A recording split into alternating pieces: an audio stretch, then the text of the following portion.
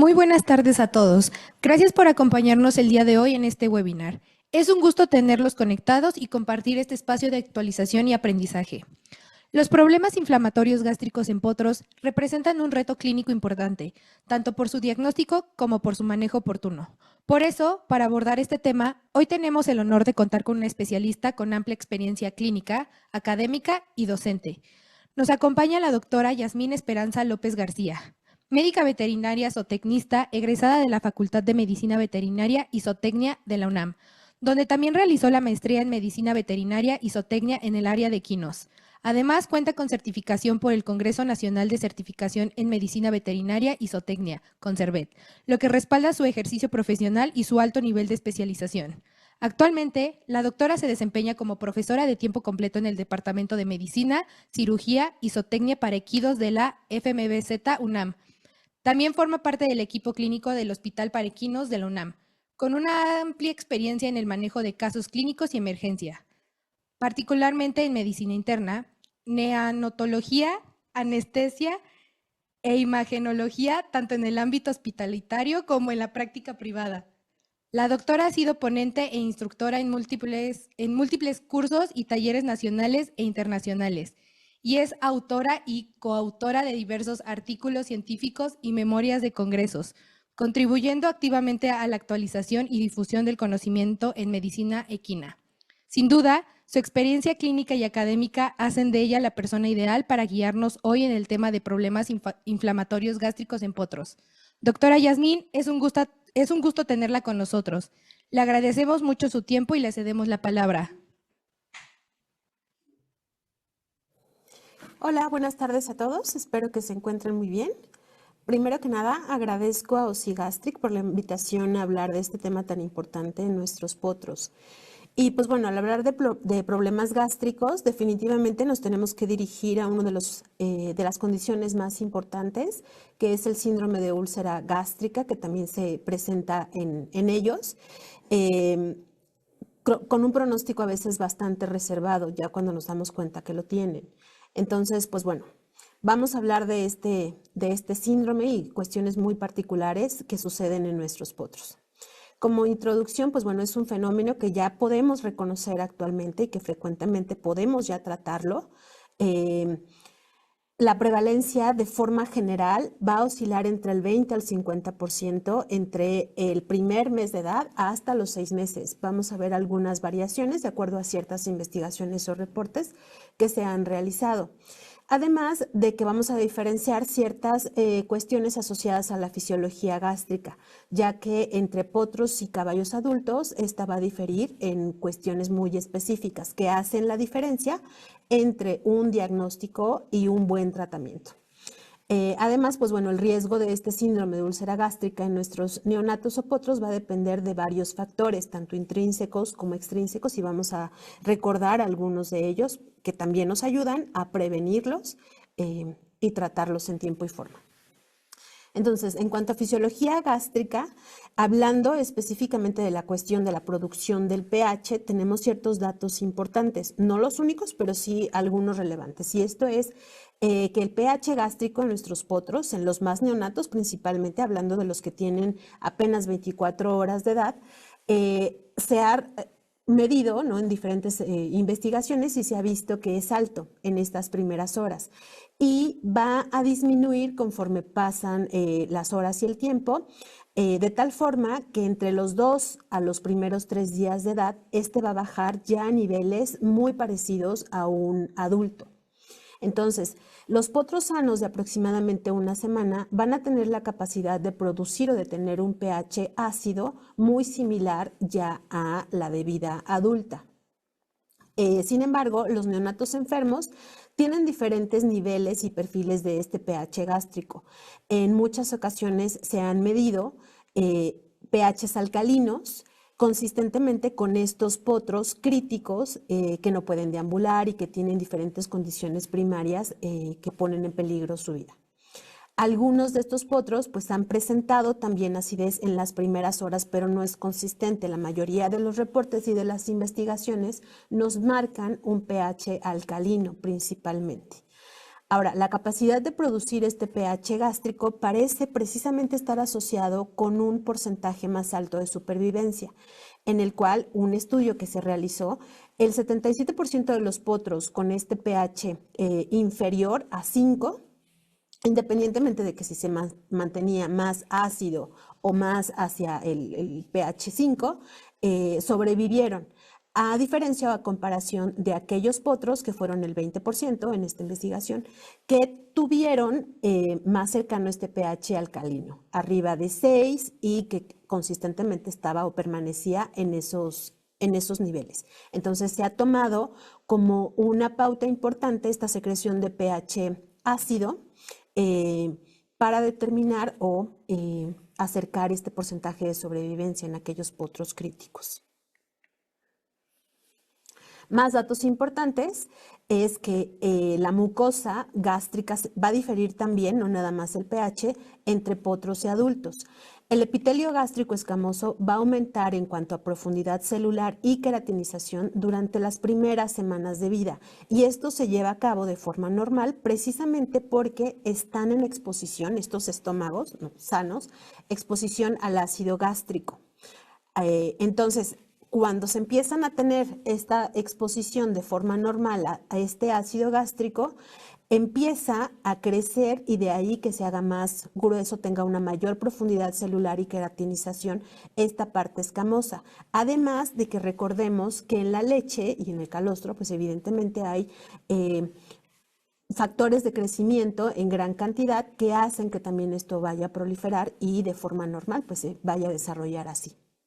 Por otro lado, tenemos el efecto mecánico de la succión como tal. De ahí que sea muy importante que una de las cosas que revisemos en nuestros potros neonatos pues sea que este reflejo de succión esté presente, ya que es importante para que se produzca y se empiece a secretar este pH. Se dice que cuando un potro, bueno, no se dice, se reporta que cuando un potro está dormido, está descansando o está en decúbito, incluso por alguna condición primaria que esté anormal, ese pH baja y está o puede medirse entre 1.5 a 2.5. Y una vez que el potro empieza a succionar, este mecanismo activa que se empiece a aumentar el pH, llegando aproximadamente a los 5 o a los 6 en los 30 segundos posteriores a que se lleva a cabo esta succión, ¿no? De ahí la importancia que se presente y que esté frecuente y que se realice de la manera más normal posible. En potros hospitalizados también se ha sugerido que el uso de medicamentos antiulcerosos aumenta el riesgo de diarrea. Entonces es otro mecanismo, ¿no? Una condición primaria que esté aquejando a los potros que pudiera estar relacionada para que tengamos que dar un tratamiento o ofrecer un tratamiento, pero que a la vez no esté siendo tan saludable para la salud, valga la redundancia, a nivel gástrico. Entonces también se tiene que tomar en cuenta. ¿Se ofrece o no se ofrece o cuándo ofrecer una terapia antiulcerosa? Hablemos un poco más de la prevalencia que se comentaba al inicio.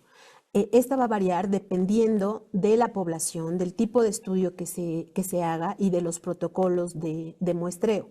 Y desde hace ya muchos años se han hecho muchas investigaciones sobre esto, ¿no? Entonces, en uno de ellos, o en uno de estos estudios, el 51% de potros pura sangre de menos de 3 meses tenían, no haciendo estas gastroscopías y estos estudios, tenían síndrome de úlcera gástrica.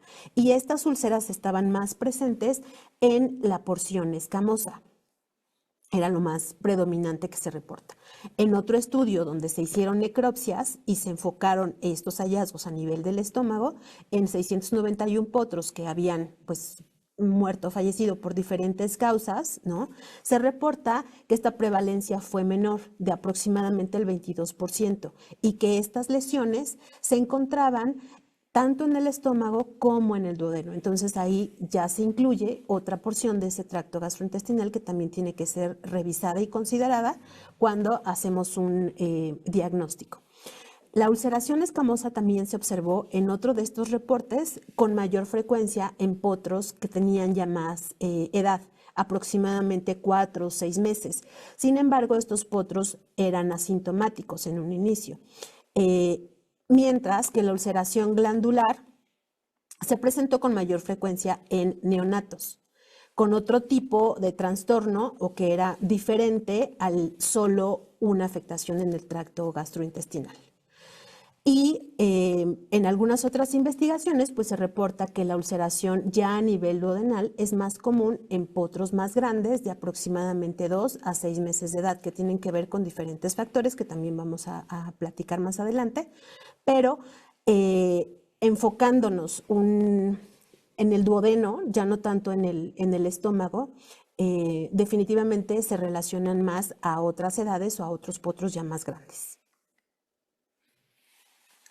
Y ahora, al hablar de la fisiopatología, pues bueno, es complejo porque intervienen diferentes factores, como ya lo dije, intrínsecos, extrínsecos, y al final, pues no se comprende al 100%, sobre todo porque, como ya se mencionó en los datos importantes, hay algunas investigaciones que dicen que el pH ácido sigue siendo un factor sumamente importante, pero así como hay potros que presentan desde las primeras horas pH ácido, otros es normal que presenten durante las primeras, principalmente las 24 horas, un pH alcalino, que tengan pues la condición de bajarlo, llevarlo a un pH ácido y que eso esté asociado a un porcentaje de supervivencia mayor. Entonces, de pronto hay diferentes informaciones que todavía justifican evidentemente que el pH ácido sea uno de los principales factores que estén implicados en la fisiopatología.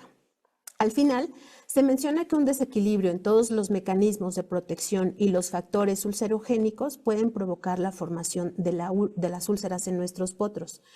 Va a haber afectaciones primarias que tengan mucho que ver y que estén involucradas, sobre todo aquellas que causen hipovolemia o estados de hipotensión severos en nuestros pacientes, ya que con esto va a disminuir la perfusión a todo el tracto gastrointestinal, siendo uno de ellos el estómago, que puede pues estar afectado, ¿no?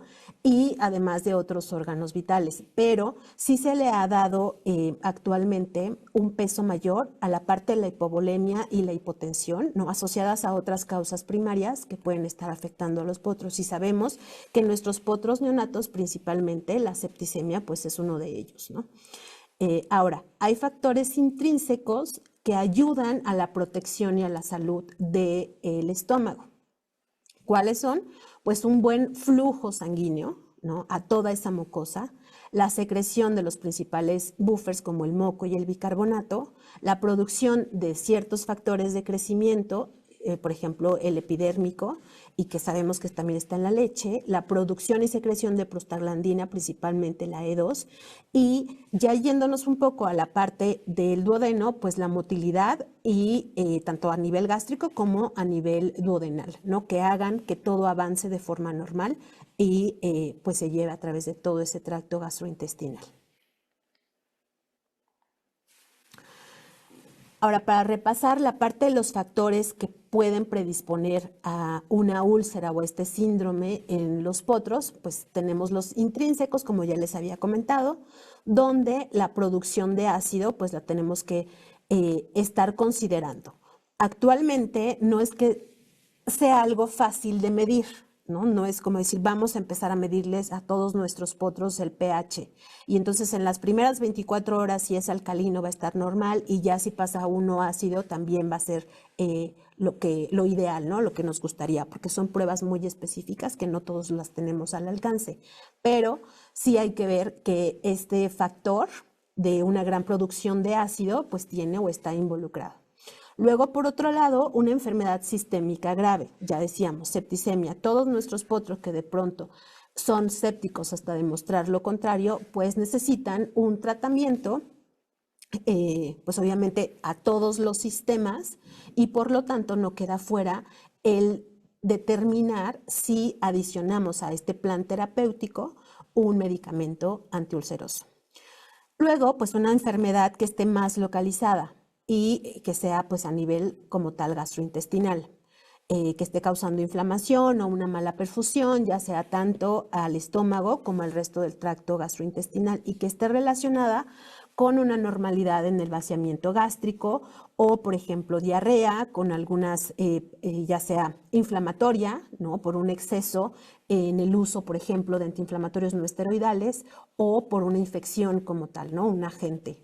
Y por otro lado, la falta de alimentación enteral, ¿no? Ya decíamos o ya se mencionaba que la leche materna es rica en diferentes factores que van a promover la salud gástrica e intestinal y entonces pues se debe de proveer siempre y cuando la condición primaria del potro no limite o no impida que se esté llevando a cabo. De ahí que a veces cuando el potro no sea capaz de llegar a la ubre, pues evidentemente nosotros la tengamos que ofrecer por diferentes métodos, ¿no? La más específica, pues una sonda, pero que estemos proveyendo de alimentación enteral con leche materna, pues obviamente a estos pacientes. Y por otro lado tenemos los factores extrínsecos. Estos son parte del plan de tratamiento, por ejemplo, la administración de los antiinflamatorios no esteroidales, que a veces por tratar de contener un proceso inflamatorio que esté sucediendo en el potro, pues la elección de estos antiinflamatorios no esteroidales a veces, pues no es que no sea la adecuada, sino de pronto pudiera esta frecuencia o estas dosis exacerbarse un poco y definitivamente al tratar de contener cierta condición, pues también estemos afectando la otra, como en este caso. Por otro lado, el estrés en cierto grupo de potros también puede estar afectando. Por ejemplo, aquellos potros que están cercanos a los 6 meses o en aquellos que tuvieron que hacer un destete temprano y que esta manipulación o este manejo que se les tenga que hacer los esté sometiendo a estrés severo y evidentemente pues esté desequilibrando estos factores. Y por otro lado, pues anomalías en la dieta o el manejo. Y aquí, pues bueno, los potros que se destetan, por ejemplo, y que se les tiene que estar dando un protocolo de alimentación, pudiera no ser el correcto de inicio, ¿no? O incluso no dejemos fuera aquellos potros huérfanos, de los cuales nosotros nos tenemos que hacer cargo al 100%, pues de su alimentación, de ese protocolo de decidir cuántas veces, qué cantidad, qué productos, si es que no tenemos leche materna a la mano.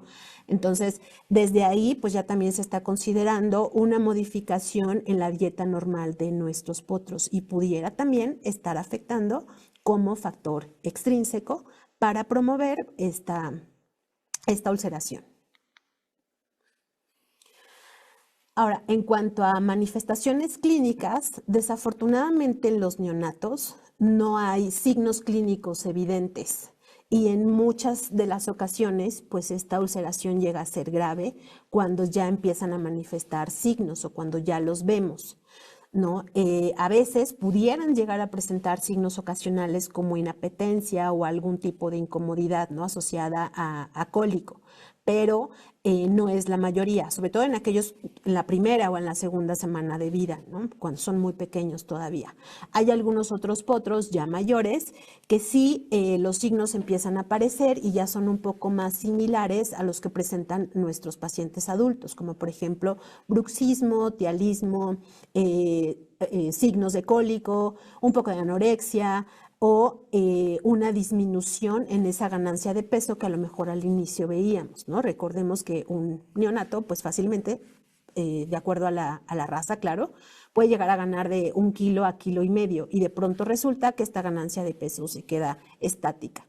Y en los casos más graves, por ejemplo, ya en potros con enfermedad gastroduodenal, estos iban a tener signos más marcados, con una hipersalivación más específica, bruxismo, pérdida de peso, ya no nada más se quedan estancados, sino que lo empiezan a perder, periodos más prolongados, pues, como tal de falta de apetito, de anorexia, cólico persistente o frecuente, e incluso en algunos casos hasta reflujo gástrico podemos llegar a encontrar cuando se les sondea.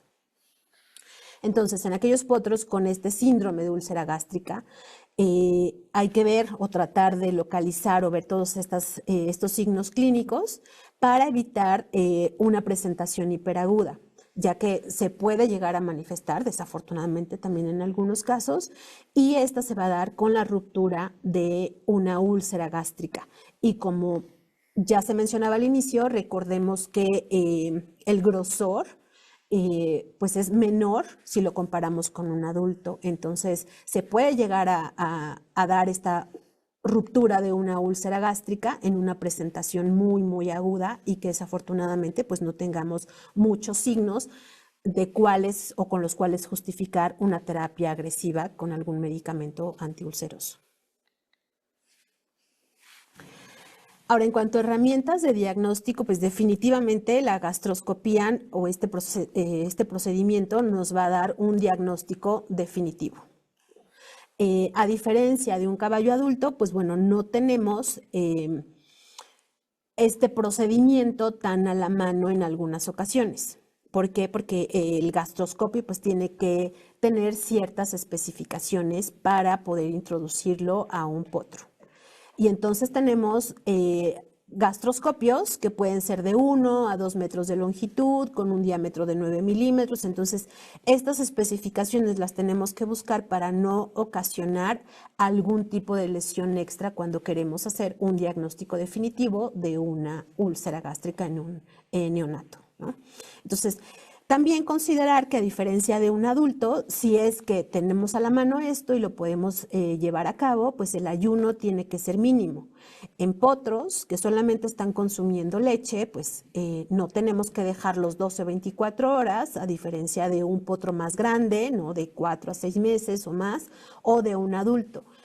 A ellos con un ayuno de aproximadamente 2 horas será suficiente para poder hacer una buena evaluación o visualización sin que pues la leche nos esté impidiendo esto.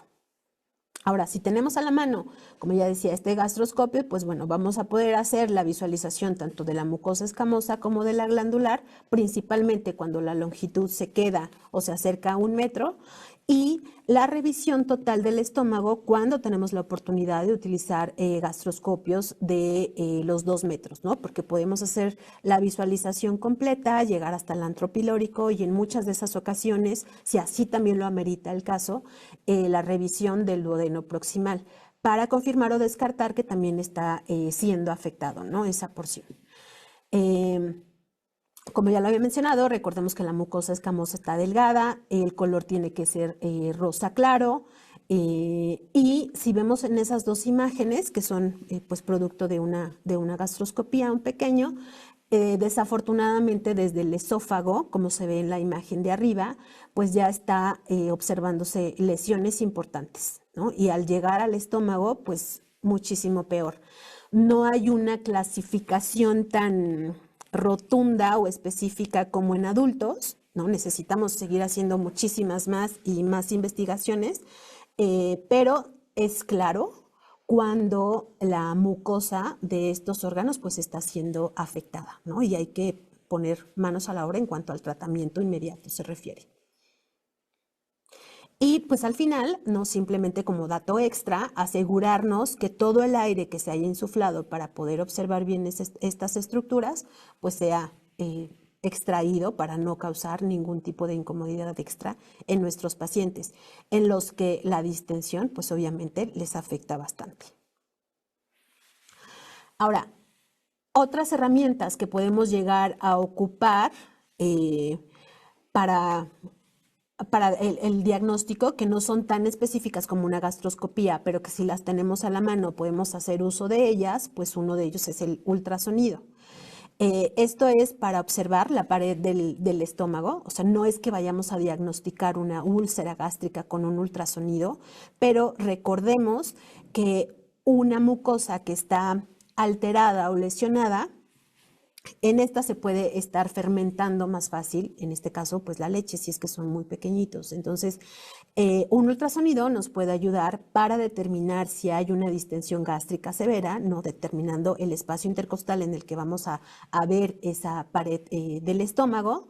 Y en el caso ya del duodeno, si hay una inflamación, si hay una distensión y si hay un aumento en el grosor de esta porción del intestino delgado.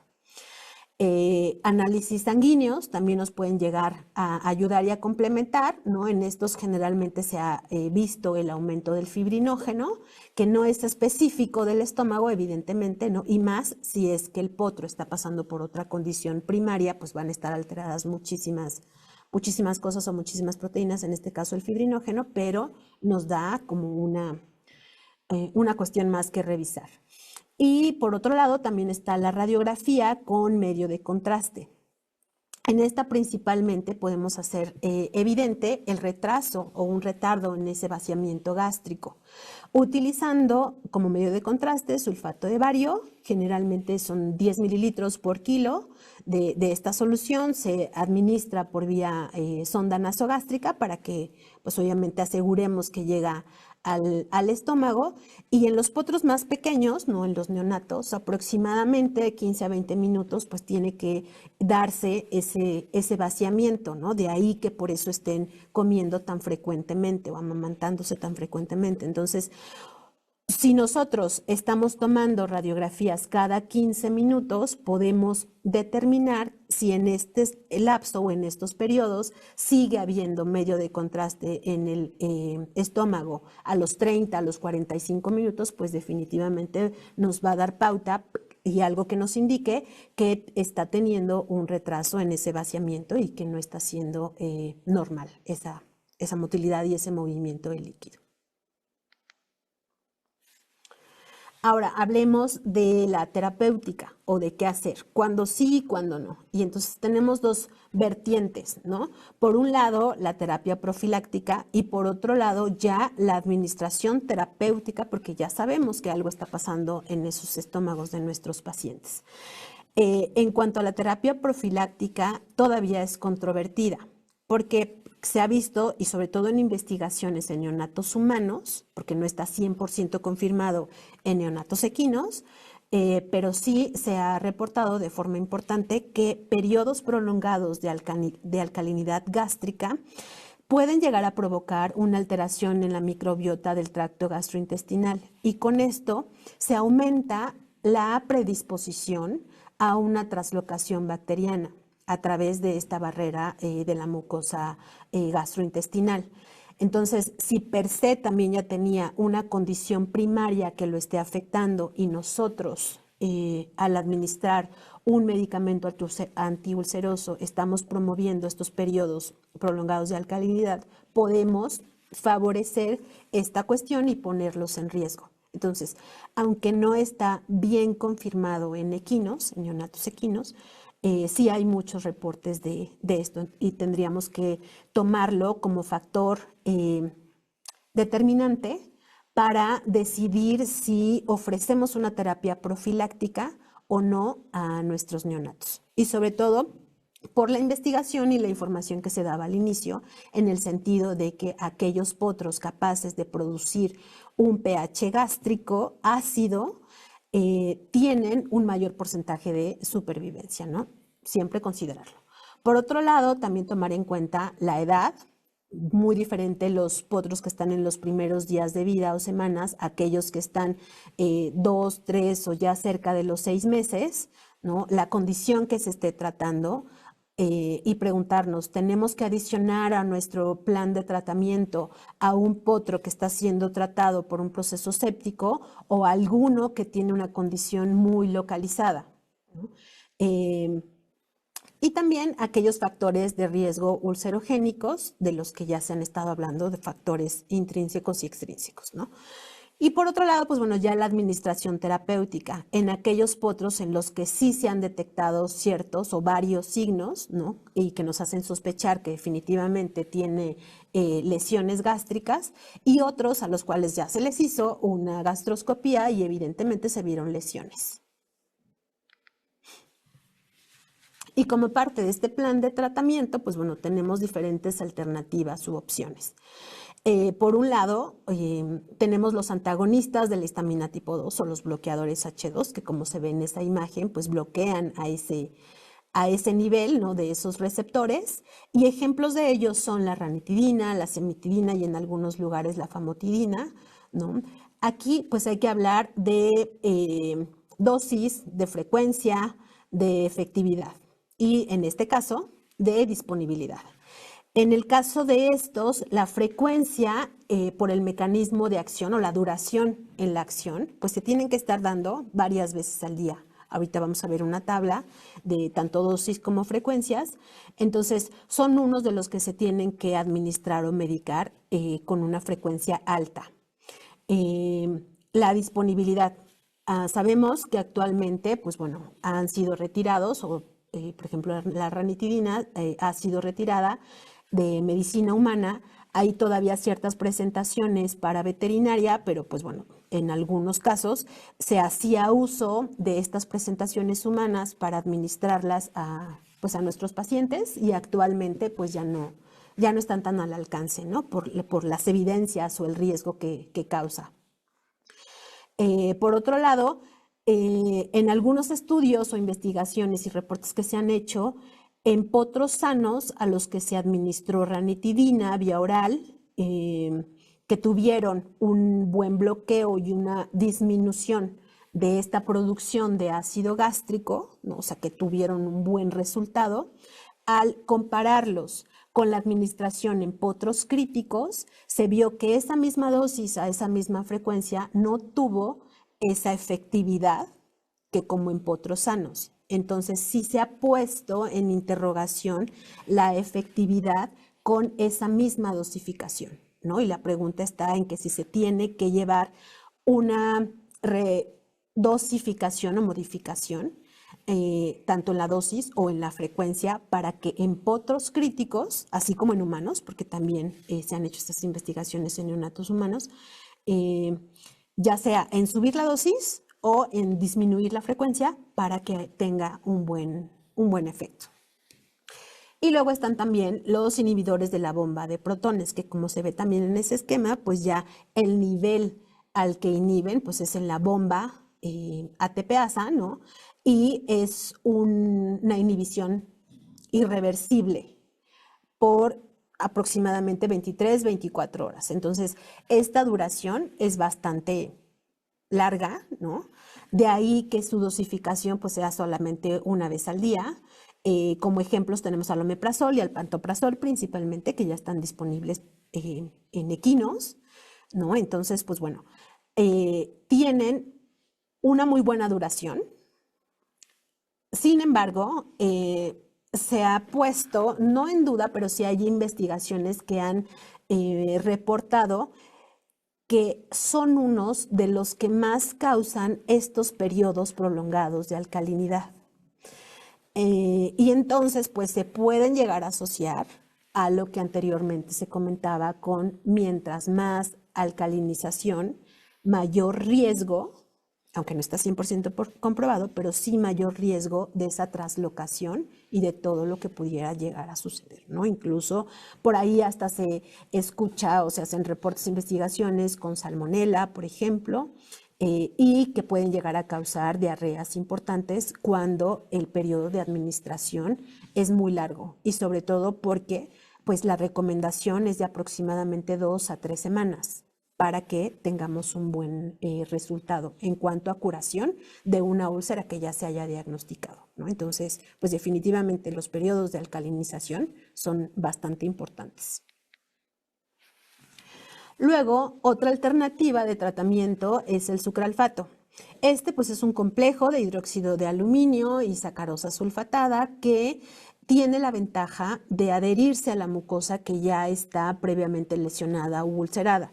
Y en la imagen vemos que si esa úlcera significa todo lo rojo, todo lo que está ahí como un cráter, pues llega el sucralfato, que estaría siendo la línea o la curva azul, y entonces se adhiere a todo eso, a toda esa mucosa lesionada. Y entonces las ventajas que se han encontrado con este medicamento es que promueve el flujo sanguíneo, importante cuando la condición primaria que pudiera estar sucediendo en el potro, sea hipovolemia o disminución en la perfusión, aumenta la producción de un buffer importante como el bicarbonato, estimula la secreción de moco, aumenta la secreción de prostaglandina y el factor de crecimiento epidérmico, de manera sistémica tiene muy poca absorción, entonces también de forma sistémica va a tener pocos efectos, por lo tanto se considera que es un medicamento pues relativamente seguro, ¿no? No hay riesgo y se ha comparado con esta parte de la alcalinización, que no hay riesgo o no habría con esta colonización gástrica patógena que se ha comentado con los anteriores, y pues la eficacia aquí es controvertida, sobre todo cuando hay un pH alcalino, precisamente, porque se ha visto que todas estas ventajas que enlisté y enumeré hace un momento se ponen en riesgo en la mayoría de las investigaciones cuando el pH no es ácido. De ahí que la recomendación cuando lo instauramos en nuestro plan de tratamiento sea administrarlo por lo menos 1 o 2 horas antes de que se vaya a administrar otro medicamento. Y esto es porque se han dado protocolos que tienen mayor eficiencia cuando se combinan, por ejemplo, sucralfato con omeprazol. Y entonces aquí la recomendación importante es administrar el sucralfato si es que se decide instaurarlo un par de horas antes de que se vaya a administrar pues el omeprazol para que realmente tenga una buena efectividad. Por otro lado, también se han hecho investigaciones con él y en algunos se menciona que cuando nuestros pacientes están siendo tratados con algún tipo de antiinflamatorio no esteroidal, y en una de estos reportes se menciona la fenilbutasona, lo que se requiere como parte del tratamiento de otra condición en los pacientes. Al administrar o al incorporar sucralfato, se han visto muy buenos resultados en cuanto a la protección o la disminución de estas lesiones que definitivamente los antiinflamatorios no esteroidales como la fenilbutasona causan.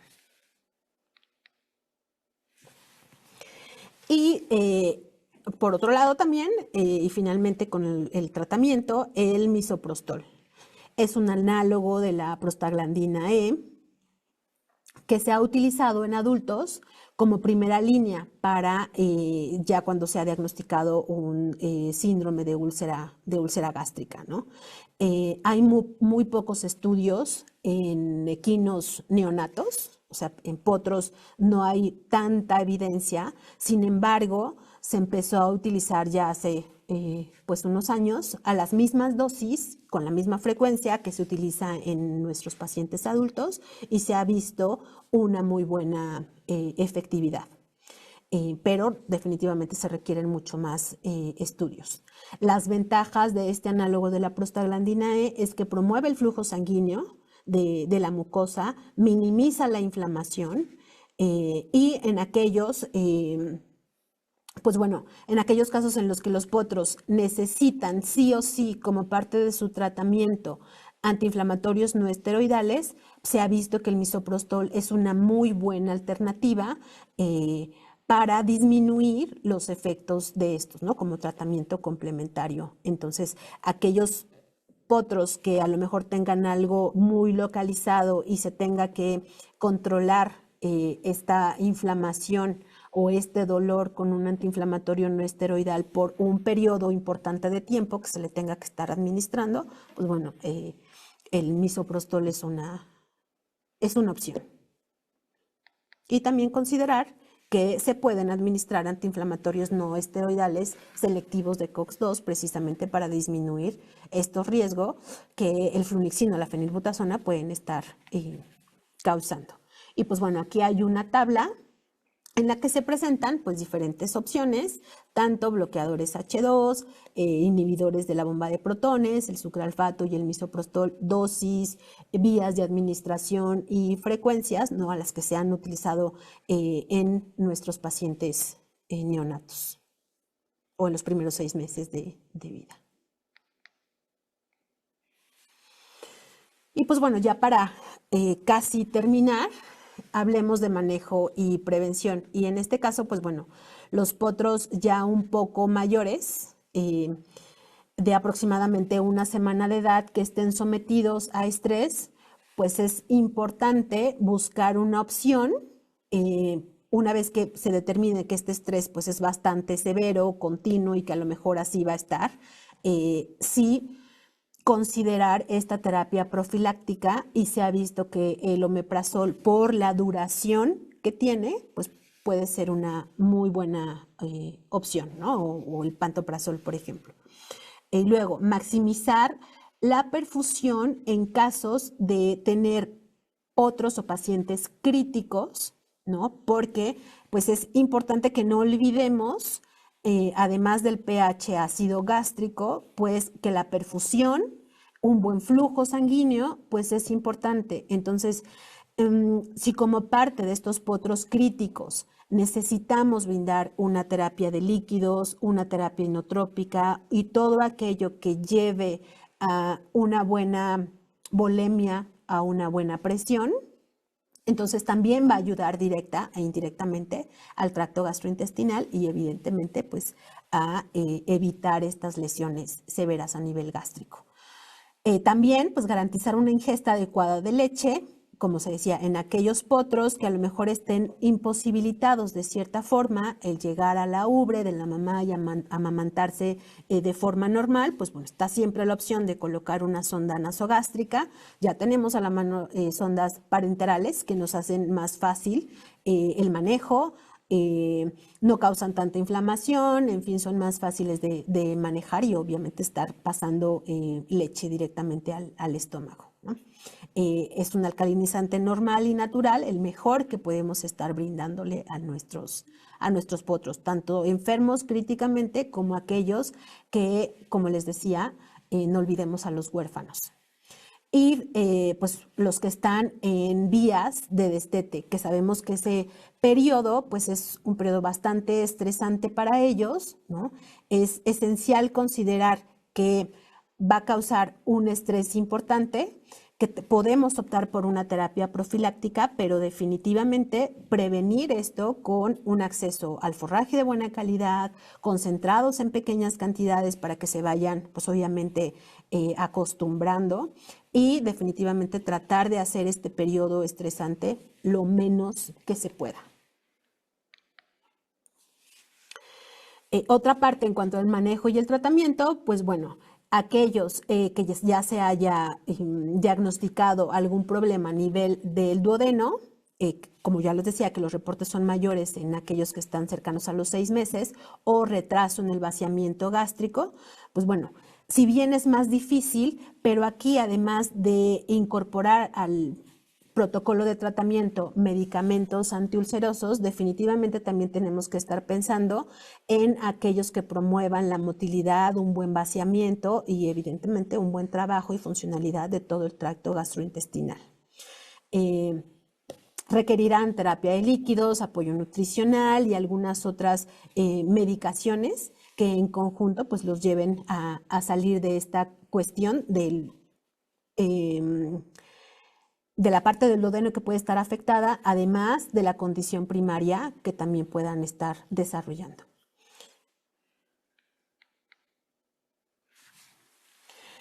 Y casi finalmente, pues bueno, prevenir antes que todo, ¿no? Y entonces, en algunas ocasiones, bajo ciertas condiciones patológicas de nuestros potros, pues hay que pensar en minimizar lo más que se pueda el uso de antiinflamatorios no esteroidales. Además de las úlceras, pueden generar diarreas sanguinolentas y muchas otras condiciones deplorables para la salud de nuestros potros. Entonces, considerar el buen uso y manejo de los antiinflamatorios no esteroidales. Como ya mencioné, si tenemos la oportunidad de elegir COX-2 específicos, pues qué mejor, ¿no? El meloxicam se ha encontrado que tiene muy buenos efectos. Entonces, tratar de minimizar todo esto que se sume a predisponer a desarrollar una lesión o una úlcera como tal. En los casos en los que los AINES tengan que estar, como decía hace un momento, sí o sí como parte de nuestro protocolo de tratamiento, pues bueno, se justifica definitivamente instaurar una terapia profiláctica para prevenir estas condiciones ulcerosas y hacerlas lo más tratables posibles. Otras cuestiones importantes en cuanto a prevención, pues con base en la evidencia, ¿no?, de que el riesgo de enfermedad gastrointestinal o gastroduodenal es mayor en ciertos grupos de potros, como ya lo mencionaba, los más grandes, ¿no?, 4 a 6 meses, si los vamos a estar manejando, tienen alguna condición primaria, la terapia profiláctica también está justificada, ¿no? Entonces,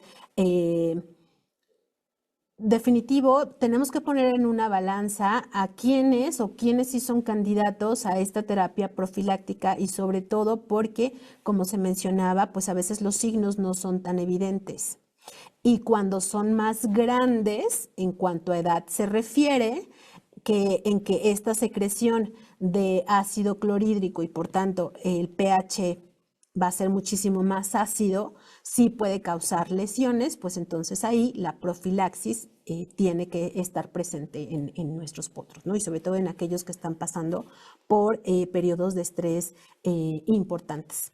Entonces, hay autores o clínicos que recomiendan que en los potros con inflamación gastrointestinal debidas o asociadas a procesos diarreicos o problemas provocados, por ejemplo, por los antiinflamatorios no esteroidales, el misoprostol es una opción profiláctica o terapéutica muy lógica a la que podemos recurrir por lo que hace, ¿no? Por ser análogo de la prostaglandina E, porque va a producir secreción de moco, ¿no?, al final, y entonces esto va a ayudar a cuidar la salud de esa mucosa.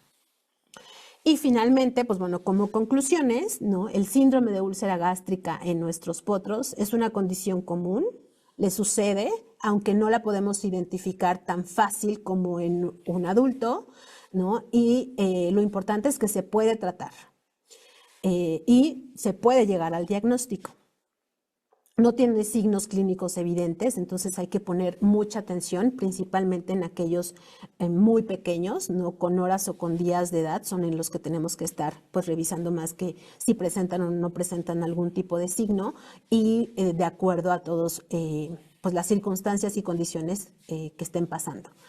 En potros mayores, pues los signos ya pueden estar presentes, puede ser de cierta forma un poco más fácil de diagnosticar o de acercar el diagnóstico por la signología clínica, por la historia, si hay factores de estrés, si el tratamiento por alguna otra condición, en fin, o sea, hay de cierta forma un poco más de oportunidad acercar el diagnóstico de un problema gástrico, en este caso ulceroso, en aquellos que ya están un poco más grandes. Pero pues sí poner muchísima atención en aquellos más pequeñitos. Si tenemos la oportunidad, pues utilizar la gastroscopía para número uno, determinar y confirmar si hay lesiones y qué tan graves son. Y sobre todo por lo que se comentaba desde el inicio, si son potros muy pequeños, desafortunadamente cuando se diagnostican tienden a ser lesiones importantes y entonces hay que evitar que se llegue a una ruptura de una úlcera. No olvidar que la perfusión, el buen flujo sanguíneo a todo el sistema, a todo el cuerpo, pues obviamente favorece a el estómago. Que en el caso también de los potros muy pequeños, la leche materna es algo que también les puede ayudar y proteger bastante, ¿no? Que tampoco hay que pasarnos y abusar de estos medicamentos antiulcerosos para no acercarnos a la parte de llegar a la translocación bacteriana y algún problema mayor, ¿no?, por estar abusando del uso de estos medicamentos. Y pues bueno, de todas las formas, si está a nuestro alcance, definitivamente minimizar todos los factores de riesgo, sean los intrínsecos, pues tratar de limitarlos y de contenerlos lo más pronto posible, y los extrínsecos, pues controlarlos lo más que esté a nuestro alcance como médicos, ¿no? Explicarles la importancia a los manejadores y a los propietarios para que todo esté bien. Y pues bueno, eso es todo por mi parte. Les agradezco muchísimo. Si alguien tiene alguna pregunta, pues estoy aquí para responderla. Gracias.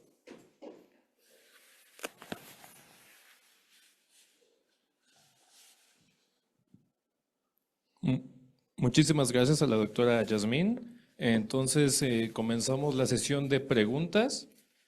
La primera pregunta de María Flores. Doctora, ¿cómo afecta la úlcera el vaciamiento gástrico para justificar el estudio radiológico con medio de contraste? ¿Cómo afecta si un vaciamiento no se está llevando a cabo de forma y en tiempo principalmente normal?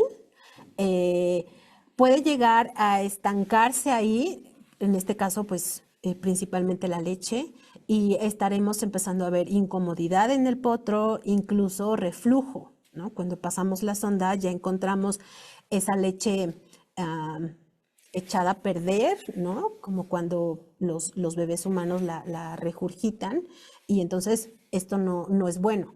Causa fermentación, causa distensión, y esto va definitivamente a incomodar al potro. Y recordemos que si es muy pequeño, cualquier nivel o grado de dolor hace que los potros no quieran levantarse, no quieran comer. Si no comen, se deshidratan. Si se deshidratan, o sea, se vuelve como un círculo vicioso. Entonces, pues evidentemente si sospechas o sospechamos de alguna normalidad en el vaciamiento gástrico, pues está justificado esto, ¿no? Antes a lo mejor yo te recomendaría que hicieras un ultrasonido y si tienes a la mano el sulfato de bario, pues confirmarlo con eso.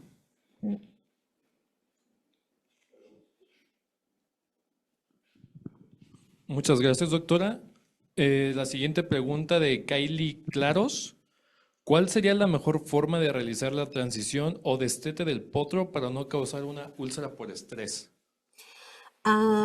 Bueno, es que creo que el alejar a los potros de las mamás nunca siempre, bueno, mejor dicho, nunca va a ser algo lo más o lo menos estresante, ¿no? Pero estar cuidando todo el tiempo, una vez que se hace o se toma ya la decisión de destetarlos, estar cuidando que tengan pues a la mano, ¿no? O disponible, mejor dicho, alimento, todo el tiempo que se puedan estar generando estas secreciones que van a favorecer pues, a los buffers, al moco, al bicarbonato, y entonces acceso al agua, acceso a forrajes nobles, pasto, y como les decía, concentraciones de menor a mayor en cuanto a un concentrado se refiere, para que no haya estos cambios o esta fermentación que también pueden favorecer algunos concentrados cuando los potros no están acostumbrados. De que va a haber estrés, definitivamente lo va a haber. Pero si promovemos a que todo el tiempo tengan alimento, pues la fisiología normal es tenemos algo en el estómago y se empiezan a secretar estas sustancias que hacen que se proteja y que se alcalinice este medio para evitar que esté expuesto por largos periodos de tiempo al pH ácido. Entonces, esa sería una de las principales recomendaciones.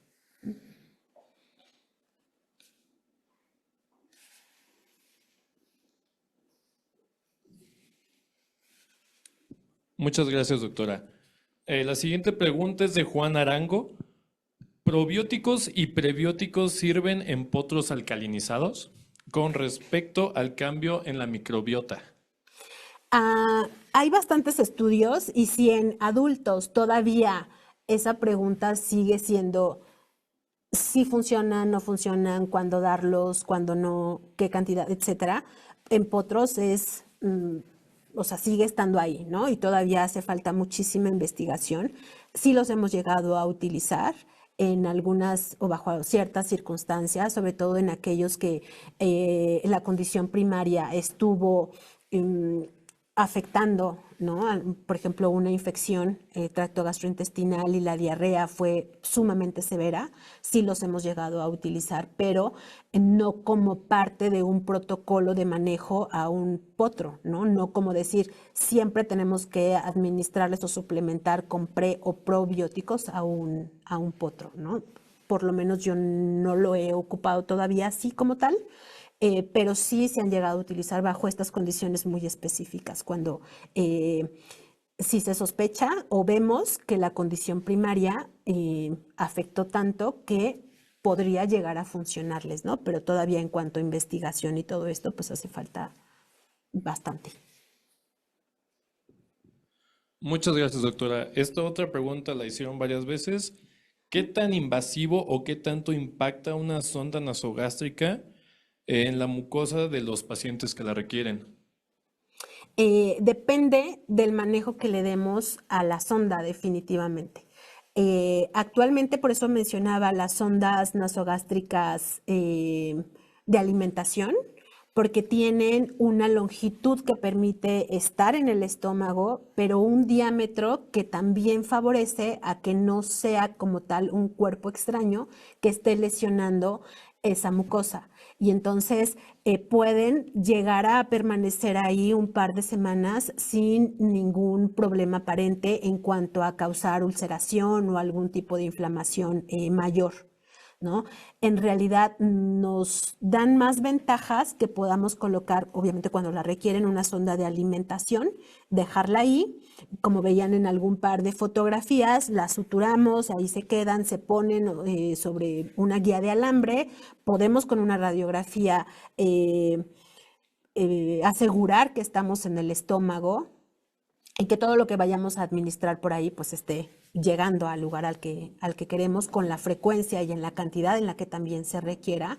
Y entonces 1 o 2 semanas sin ningún problema puede estar ahí, ¿no? La recomendación es revisar que no se, cada vez que le vayamos a administrar algo, pues que se desplace sin ningún problema, que no salga mucho gas, que no esté teniendo incluso reflujo, porque también nos sirve para eso, ¿no? Para darnos cuenta de que no se está estancando ahí el contenido. Entonces, en las primeras semanas, la verdad es que nos ofrece más ventajas que algún riesgo de inflamación o ulceración a nivel gástrico, por, repito, el diámetro y la longitud que están ahí. Incluso a veces ya cuando los potros son capaces y están lo suficientemente fuertes y empiezan a estar sanos como para ya desplazarse hacia la mamá a la ubre, tenemos la ventaja de que ellos pueden empezar a amamantarse incluso con la sonda colocada, debido a que el diámetro no va a afectar a que haya algún problema con eso,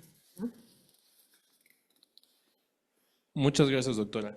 ¿Qué tan frecuente es el que se presenten hemorragias? Y si es así, ¿cómo puedo tratarlas y prevenirlas? Esta pregunta es de Carlos Mariano. ¿Hemorragias a qué nivel? Hemorragias cuando colocamos una sonda, hemorragias gástricas, no está o no es tan reportado, no es tan visto definitivamente. No sé si se refiere a alguna hemorragia de qué tipo. Y lo menciono porque puede haber condiciones primarias o patológicas, por ejemplo, infecciones que involucran el tracto gastrointestinal, o sea, yo no nada más estómago, sino intestino mayormente. Por ejemplo, Clostridio, que sí causa diarrea con sangre, ¿no? Pero no sé exactamente a qué se pueda. ¿No? Aquí ya especificó su pregunta y dice que se refiere a hemorragias gástricas. Pues no hay como mucha información sobre eso, ¿no? La verdad es que en los casos en los que desafortunadamente se reporta ruptura gástrica, no se ha reportado una hemorragia previa como signo antecedente a que si ya vemos hemorragia en el estómago es porque ya se va a reventar una úlcera, ¿no? No es así, casi no hay esta información. Sí. Muchas gracias, doctora. Vamos con las últimas 2 preguntas. ¿A qué se debe que en los neonatos no haya manifestaciones clínicas evidentes hasta que la ulceración es grave? Y esta es de Jimena Martínez.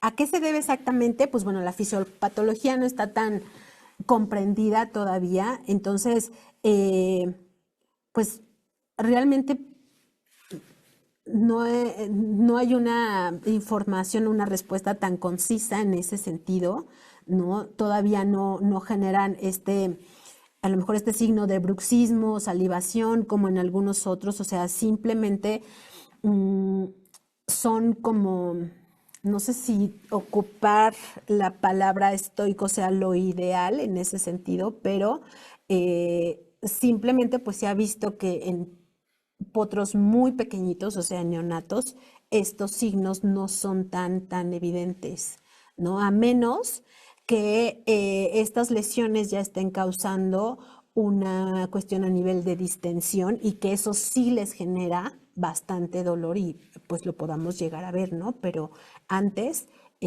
no está tan marcada esta signología, por eso es que tenemos que poner mucha más atención en estos pequeñitos. Sí, pero no tengo una respuesta concisa como tal. Muchas gracias, doctora. Esta última pregunta se divide como en dos partes. ¿Qué estrategias utiliza para prevenir recaídas posalta en potros huérfanos tratados con úlcera gástrica? ¿Y cuál sería el mejor protocolo terapéutico en potros huérfanos con respecto a potros con yegua? Si quiere, le repito la primera. Sí, Ok, ¿qué estrategias utiliza para prevenir recaídas posalta en potros huérfanos tratados por úlcera gástrica? ok, aquí pues sabemos que el simple, bueno, ni tan simple, pero el hecho de que tengamos un potro huérfano, la crianza pues ya no va a ser natural, ¿no? La verdad es que tratamos de ofrecer y hacer lo más similar a lo que tendría que ser de forma natural. Es decir, si tenemos un potro huérfano, pues obviamente calcular sus requerimientos con base en la edad, con base en el peso, con base en las necesidades nutrimentales, tratar de encontrar el mejor suplemento para podérselos ofrecer. Si es que no tenemos al alcance a lo mejor una nodriza o algún otro ejemplo, ¿no? Porque no nada más se trata de estarle ofreciendo leche materna, sino todas las demás condiciones y circunstancias que brinda el tener pues una yegua madre, ¿no? Entonces, si per se un potro huérfano ya está a riesgo de sufrir muchísimas otras condiciones en cuanto a alimentación y estrés, va a ser mayor. Entonces aquí la terapia profiláctica definitivamente está justificada, sobre todo cuando el manejo de la alimentación no pueda ser tan frecuente como en vida, bueno, con una madre, ¿no? En las primeras semanas y días, principalmente, sabemos que los potros pueden estar amamantando cada 20, cada 30 minutos y eso es totalmente normal. Y esto se dificulta cuando nosotros tenemos que criarlos, ¿no?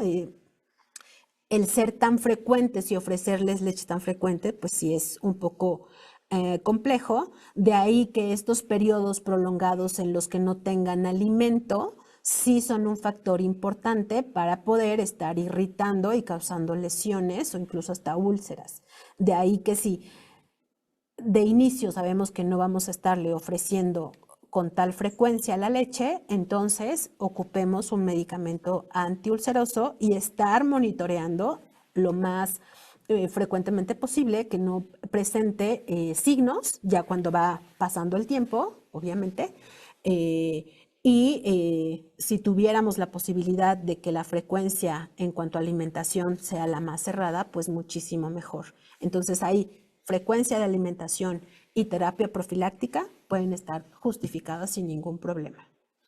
Y la segunda era, ¿me la repites, por favor? Creo que se respondió también la segunda Ok, con todo lo que mencionó, doctora. de acuerdo. Entonces ya por último, de Magali Dionisio, ¿qué diferencias existen entre las lesiones ulcerativas de la mucosa escamosa y la mucosa glandular en potros? Eh, Diferencia como tal, como les decía, no hay una clasificación tan marcada como en adultos. Sin embargo, simplemente se han visto o los reportes de la parte que más se ulcera es la escamosa en la mayoría de los potros pequeños. Y ya los más grandes sí tienden a hacer estas lesiones más hacia el duodeno. Pero en cuanto a características de estas lesiones, no. Se centra más, o las investigaciones o los reportes que hay, es más bien la localización. no tanto el grado, no tanto la severidad, por lo que les decía, generalmente cuando se diagnostican y se ven las lesiones ya tienden a ser importantes. Entonces es más hacia la escamosa en la mayoría de las ocasiones. No quiere decir que lo demás del estómago quede exento de lesionarse o de ulcerarse, ¿no? Pero esto es lo más. Y en potros entre 4 a 6 meses, más la enfermedad gastroduodenal, ya puede presentarse con más frecuencia.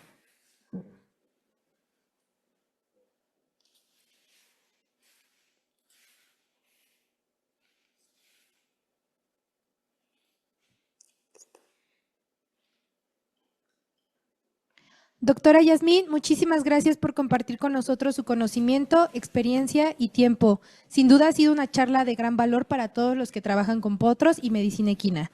Gracias también a todos los que se conectaron el día de hoy y nos acompañaron hasta el final. Esperemos que la información haya sido muy útil y que puedan llevarse herramientas prácticas para su ejercicio clínico. Doctora, ¿alguna palabra que quiera agregar a nuestro webinar? Bueno, agradezco mucho la invitación y espero que esta información sirva para todos y para nuestra práctica diaria. Gracias.